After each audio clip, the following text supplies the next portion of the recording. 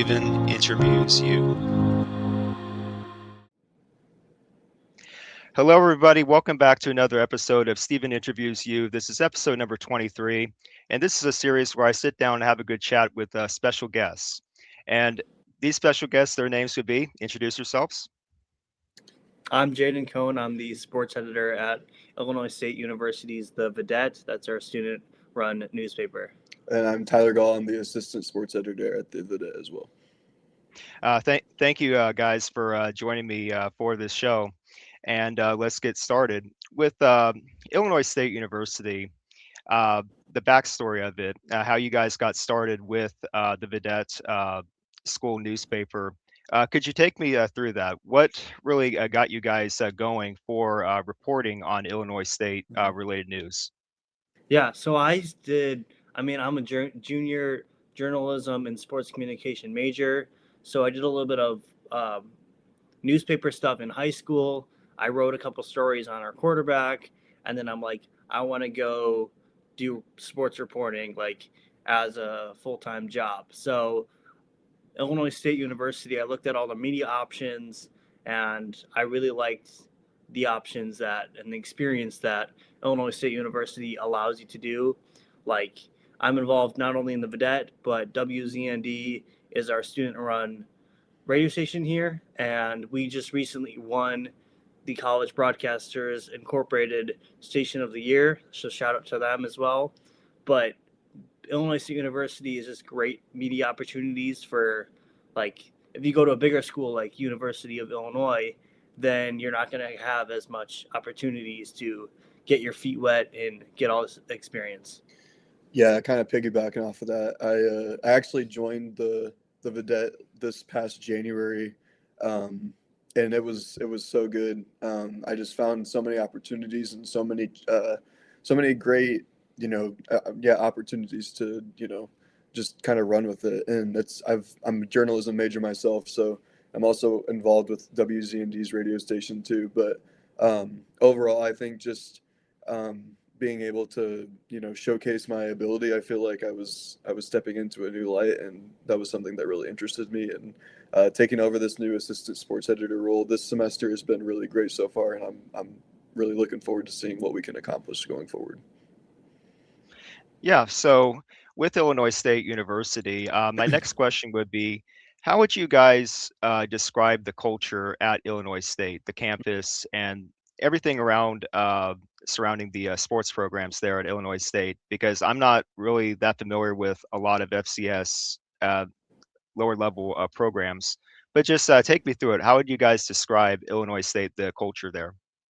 Yeah, I mean, it's huge, especially when the team went to the FCS playoffs and went to the national championship for the first time only twice in their history. So the culture is just amazing. And when I went down there, we both went down there to Nashville for the championship game, and just to see all the alumni returning for the school that they cheered for their whole lives, it was just really amazing to see the turnout. And especially when you get into sports like men's basketball, and they've had success in the past.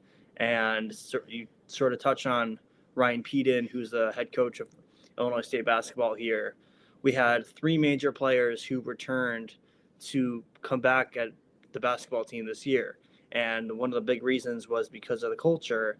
And it's just an amazing feeling for all these people to just talk about how great Illinois State is and the culture that these coaches provide with it. Jaden kind of touched on the athletics portion of it, and I think that they really are a community-based. We're really a community-based school. I mean, Bloomington-Normal is just, it's only grown so much and evolved over time, and I feel like we got a really good front row seat to see it this football season. The town has just been really supportive of all the teams, and just a couple of days ago we played our rival Bradley Braves at Sefke Arena, and that was probably the fullest that I've ever seen it. So I mean, it was just, the community shows out, and you give them something good to play for. It's what Ryan Peden was telling us the other day. You give them something good to pay for, and they'll be there. Yeah, so speaking of that, the market, Bloomington-Normal, Illinois area, uh, how would you guys describe that, the amount of fan support that you guys have been getting lately, especially recent years? How would you describe that developing? I mean, it's definitely grown. I feel like from my freshman year up until now, because like football was just sort of mediocre the last couple of seasons, and then they've just like they made the playoffs last season in 2025, and then they capped off their national title run this season, and then basketball has sort of been in the middle. They play in their conference tournament every year, and they haven't made their tournament since 1998, so or March Madness, I should say. But it's just there's been a lot of hype, especially coming into this season, and that's one of the main reasons why I took up the sports editor position. Was just I knew football was going to bring in big potential, and I knew basketball was returning. I knew women's basketball was also bringing in some really good players. So it's just all these sports and seeing all the fan reactions that I'm getting on Twitter. It's an amazing feeling, and I couldn't have asked for a better experience, especially in college being a student reporter. Yeah, kind of piggybacking off of that, they just, like I mentioned, I feel like the attendance growth has really skyrocketed, and it also is with help from the students as well. The students are usually really good at getting out and supporting, but it's also a lot of the donors as well. The donors have done a really good job the past couple of years. It's really something that they emphasized they wanted to work on, and something that they've really grown on. But as far as like the community, I feel like you see everyone out wearing ISU merch everywhere you go here. Obviously, we have Illinois Wesleyan, which is here as well. Obviously, not as big as Illinois State, but it just shows that the community cares, and if and it just they'll show out if you put 100% into your athletics. And Just sort of going off that too, that I just thought of that these Illinois State has really good alumni, especially when it comes. I mean, we're all in the school of communication here, and anyone, whether you're in class or you're in a seminar or something, there's always going to bring in speakers, and these speakers will tell you that your time at Illinois State and connecting with the people around you, these alumni love to give back. So a couple weeks ago, we got the announcement that an anonymous Illinois State quarterback donated $2.5 million to the program, and then last week we got another notification of one from $500,000. So that's about $3 million in money that this program is able to bring back, and that's how they've been able to bring back certain players like Dylan Lord, who was a name that exploded on the national level because of the impact he put up during that game with 2 touchdowns. But before that, he was a walk-on. So it's just huge for these fans and these alumni to give back to the program of a program that let them just do great things in the job portal. Yeah, I'm glad that you guys mentioned the some of the economics behind donations, because that was going to be one of my next questions. Mhm. The economic strength or structure of Illinois State University. Uh, could you break it down for me?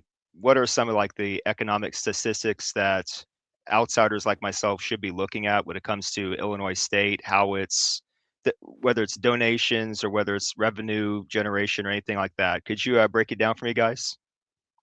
I mean, I'm not that familiar with numbers, but my best guess is that it's a lot of, like I mentioned before, it's a lot of the alumni and the returners and the donors. That's how Illinois State is getting the bulk of their money, especially with the house settlement in the summer.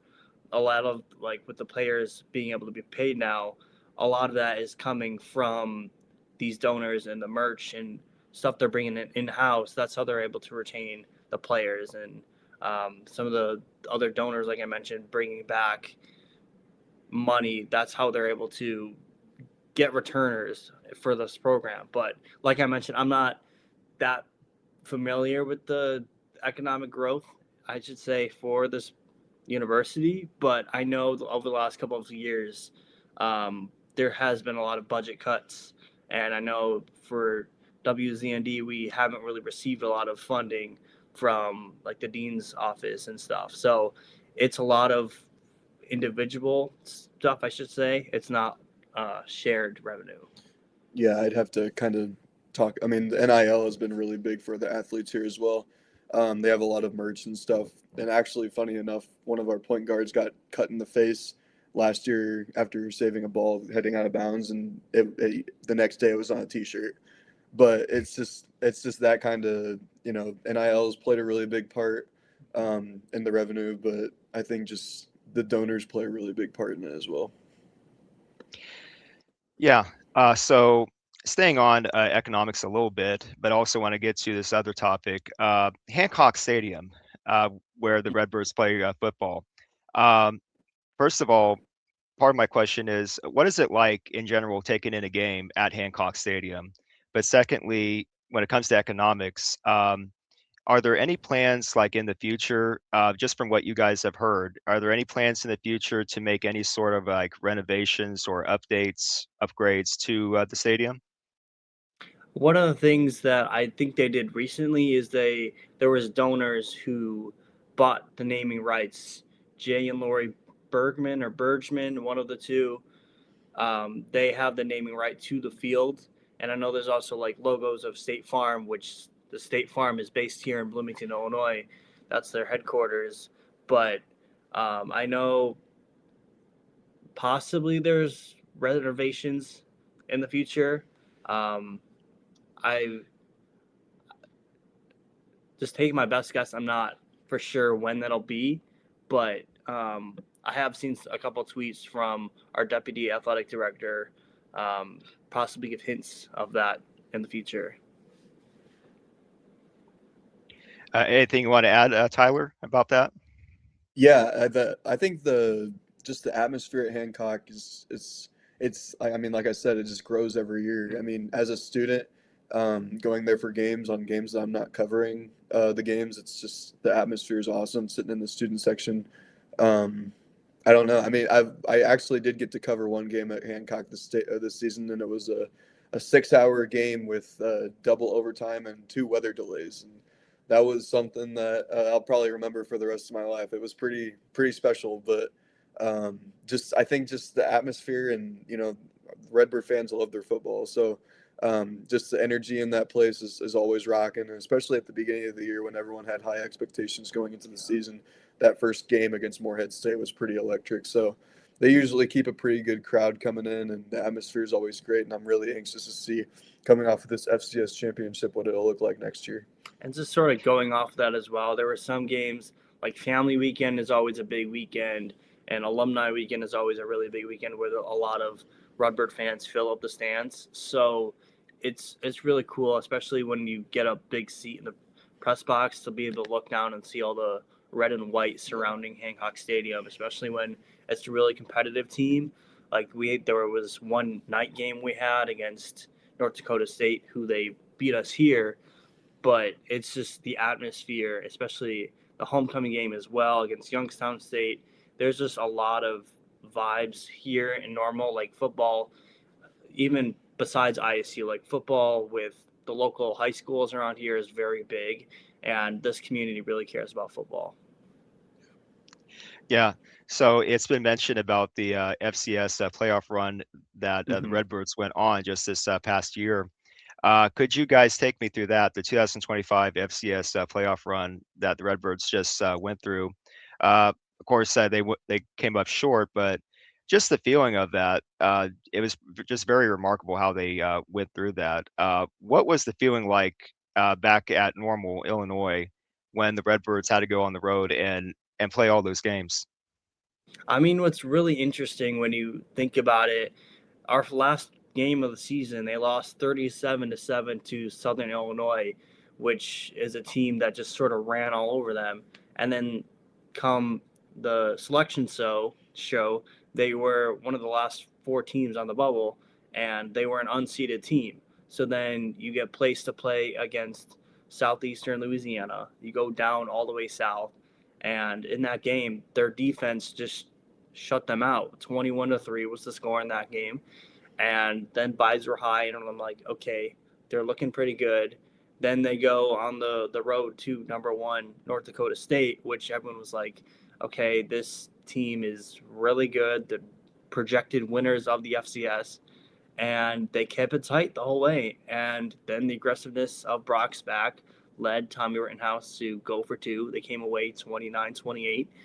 And then as we're sort of going, especially when we got over the hill of North Dakota State, the fans and people were like, okay, maybe this is sort of getting somewhere. We slay the giant. Then you go over to Villanova, which I was lucky enough to go to Villanova. And I talked with Villanova student paper, the Villanovan, I believe. Dylan Johnson is their co-editor-in-chief. So I talked with him before the game to sort of like get a vibe of what their team is like. And they were also a Cinderella team. So in that semifinal game, there was two Cinderella teams. And I'm like, okay, Illinois State might have a chance. And then they kept their offense was just on a roll. Their defense was also on a roll. And then you sort of get to that national championship, and it's just like 2 quarters, 3 quarters in the way, you're like, Illinois State might have a chance to win.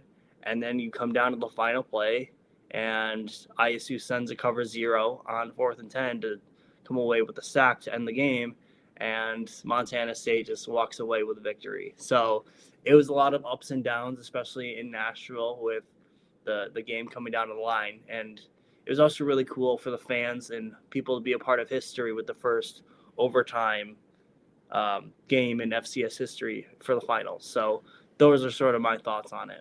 Yeah, I think that they played. If you look at the last game of the season against SIU, like he just said, if you watch that game, you would say, this is not a playoff team. And just to see how they kind of responded, especially with North Dakota State, not being in that game until the last few seconds of that game, and then, taking them down and making it all the way to the championship. All eyes were on the university. You could tell that the country was watching, and, the championship having over 3 million viewers is something that I know the university really cherishes and something that they really enjoyed. But just the fact that, all these eyes are being brought to Illinois State football and beyond is something that excites all of us, I think, especially the players and coaching staff and Department of Athletics. But just seeing how far they were able to come and overachieve themselves was something really special to watch. Yeah, and so following up on that, you said it brings eyes and attention to the university. Do you guys think that with a playoff run like this in the FCS, do you guys think that this will have like a lasting impact for the university, Illinois State University? Because even before this, not many football fans were talking initially about Illinois State, but now since this run has happened, do you think this will generate some sort of momentum for Illinois State going forward? We sort of asked the head coach Brock's back sort of a similar question in regards to like attendance numbers. He thinks that it'll increase. Student population will probably grow just because they're able to get eyes in the door, and ISU is on a national stage. But academically, this could also be a good thing as well, because like these students want to come here, they want to perform well. Recruitment numbers have also been pretty good. We got a big signing today, a quarterback from USC. So the quarterback situation is going to be a little bit iffy. We also did have Dylan Lord, who is a wide receiver, like I mentioned before, that he's also returning. So there's a lot of returners, but there's also a lot of players who have took the opportunity to leave and go to a bigger school because they were on that big national stage. Like Jake Anderson decided to go to Wisconsin. Eddie Casper, a receiver, has put his name into the transfer portal. So it comes with positives and negatives depending on like if these players think they have another chance to stick around, or if they decide to put their name in the portal and get more money depending from another school. It's just, there's two sides to however way you look at it. I think losing, Rittenhouse and, Daniel Sopkowitz is going to definitely be a long-lasting impact on him. But I do, getting back Tiny Camp on the defensive end, a couple of the other returnees, I think that will make a name for themselves. Obviously, Dylan Lord coming back would be really big. But it'll be interested to see what they do the rest of this offseason. You know, if they, I mean, it seems like they kind of got a lot of their core guys to commit. A lot of the incoming, you know, freshmen, it'll be anxious to see how they perform as well. But I think the way that they were able to kind of, you know, do this, having said they lost their last game the way that they did, and then to go on a Cinderella run like that, I feel like every year they always kind of hold themselves to a high expectation, as they should. But I think just knowing what they're capable of, I think it's something that they'll definitely think that they can build off of, and I think they can. Okay, so this next question, this has been like a pretty big question that I've had for a while now, ever since I started doing research on Illinois State University, and this has to do with conference realignment. We hear about it all the time up in the FBS level, and in some cases it would affect the FCS level as well.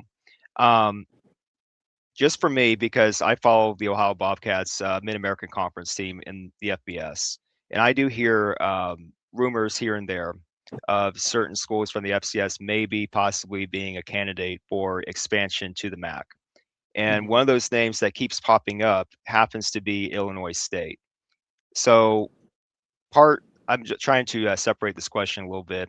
Um, have you guys been hearing any rumors of that, Illinois State possibly being considered by conferences like the MAC to make the move up? And another part of it would be, do you think at any point in the future, Illinois State could be ready to make such a jump to the FBS level? I mean, I haven't heard of much until before this interview, but I think it could be very interesting. I don't think Illinois State is ready yet, but I think in a couple of seasons they may be ready to make the jump. Like especially football with the recent success that they've had, it's just now after a big successful season, now they're sort of on the decline. So it's going to take a couple of years to sort of get back to that level. Um, and once they get back to that level and have a couple of more seasons of recent success, then you can sort of put that in the conversation of bumping them up to the FBS level, because that's sort of what happened with Missouri State is they had a lot of success and then they went over to which conference was it? Conference USA, I think. Conference USA. Yeah, that's what it was. I knew they moved. I just couldn't remember which one. But we were in the same conference for basketball as well. And I think like Illinois State, they were picked as preseason MVC favorites. But I'm not that familiar with how MAC basketball is played.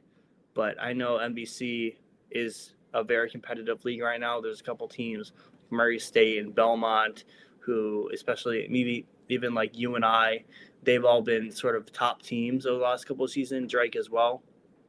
But it's I think in order for a team to be considered bump up for all sports, they have to prove that they're really willing to make the move and have success at multiple sports, not just a football or a basketball.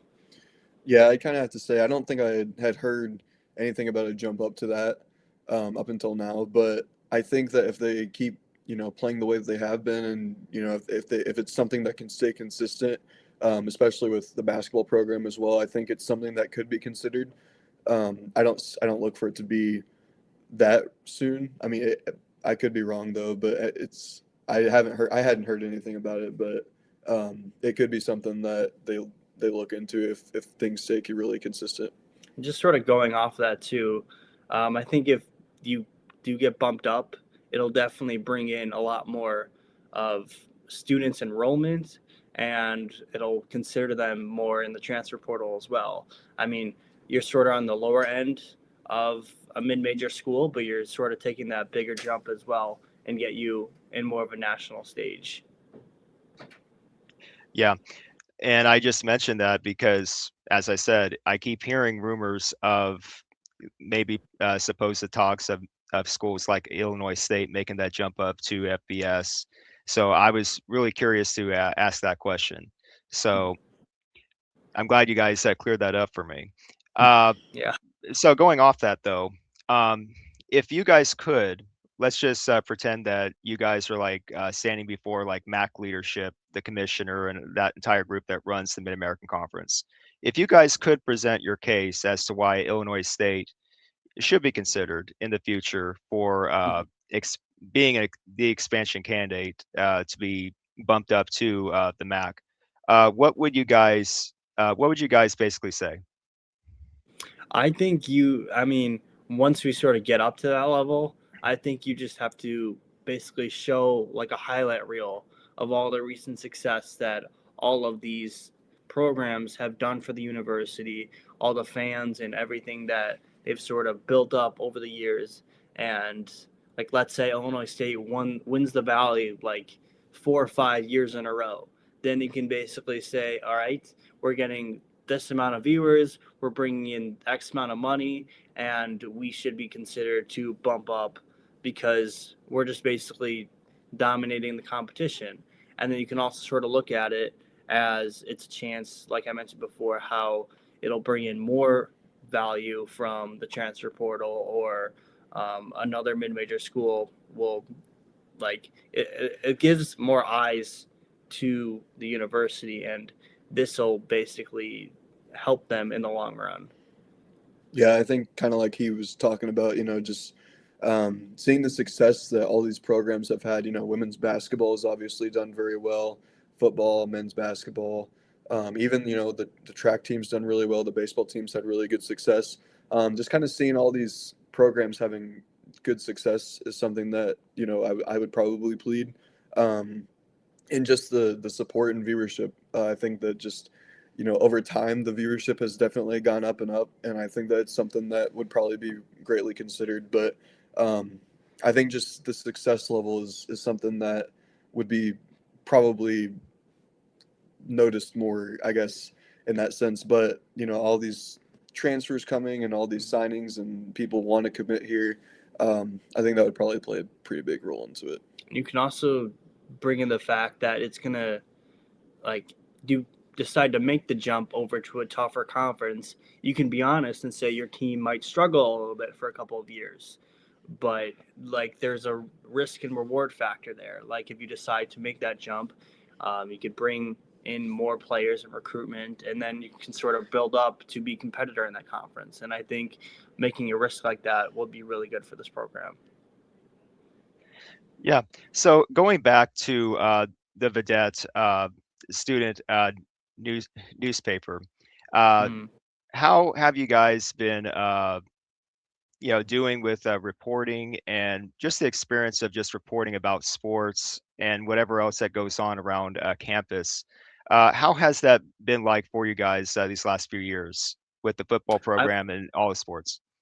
hmm I mean, I told myself coming to ISU, I really needed to get involved, especially my freshman year, like right away. So I had a friend who knew the sports editor at the time here. So I got an interview with him. Then I came to Illinois State, or came to the Vidette, and then I also joined WZND as well. But going back to the Vidette, like I started just as a reporter, got my feet wet a little bit. Um, Covering football, baseball, or football, men's and women's basketball are definitely our most viewed sports stories, especially with like breaking news with football. It's one of the most trending stories that we get. So I've been trying to go to practices a lot more often just to like sort of get inside scoop of what's sort of going on. We do one of the nicer things about being like a student paper in a smaller town is there's only one other local paper that we're sort of competing with. So it's like who can get to the chase first. And it's allowed me to like really put into perspective of if this is what I want to do, then I really have to do my best each and every day. And being like a sports editor my junior year has really put in perspective of I really want to do this, and this is what it's going to take to have a good run. Yeah, kind of piggybacking off of that, I'm extremely grateful for my time at the Vidette. Like I said, I started last semester, or yeah, it was last semester, or no, 2 semesters ago. which would have been the second half of my sophomore year. Um, but I really, going into college, I really didn't know like what I wanted to do. I started out at a JUCO for my freshman year, and then I transferred to Illinois State my sophomore year. And I really wanted to get involved as soon as I got here after hearing about all the great opportunities.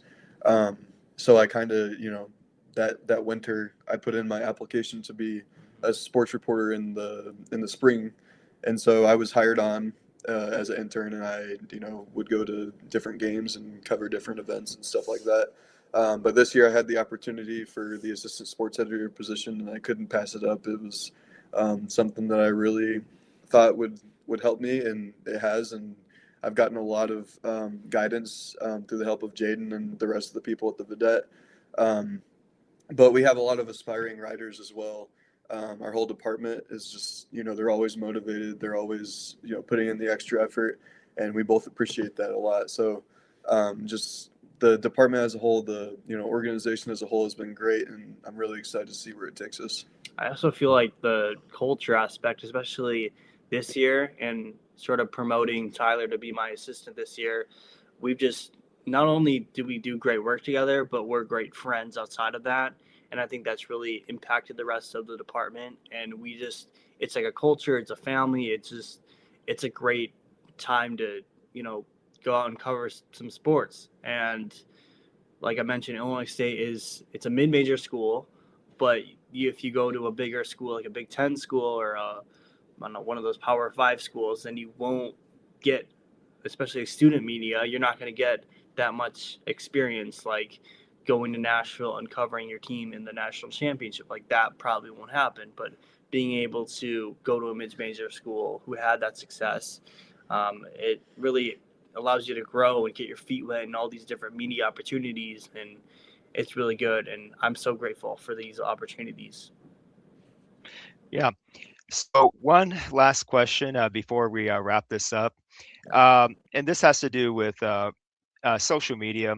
Mm-hmm. Um, for what I do, I run a podcast. I run shows like this and Bobcat Corner, which is my main show on my channel, SCB Castle. For you guys at the Vidette at Illinois State University, have you guys ever considered, or would you consider starting your own podcast, like a video form kind of podcast, like on YouTube, for example? Has that ever been like a consideration for you guys?